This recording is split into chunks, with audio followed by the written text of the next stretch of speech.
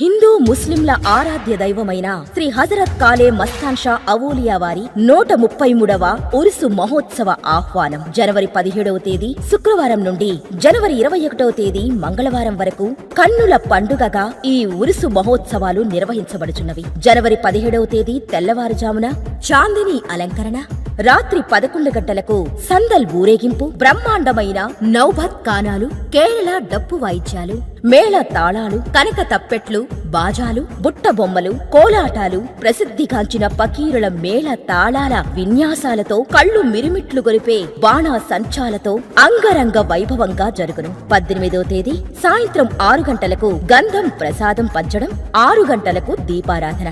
19వ తేదీ రాత్రి 10 గంటలకు గ్యార్మీ షరీఫ్ ఖురాన్ పట్టణం. ఈ 5 రోజులు ఫకీరులకు శేష వస్త్రాలు పంచడం, లక్షలాది మందికి అన్న సంతర్పణ కార్యక్రమం ఉంటుంది.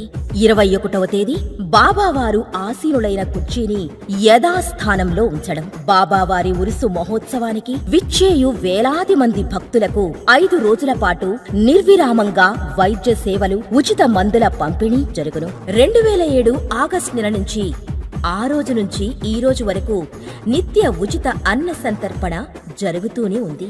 భక్తుల పాలిట కొంగు బంగారమై కోరిన కోరికలు తీర్చే మస్తానయ్య బాబావారి దివ్య ఆశీస్సులు పొందకూరుచున్నాము.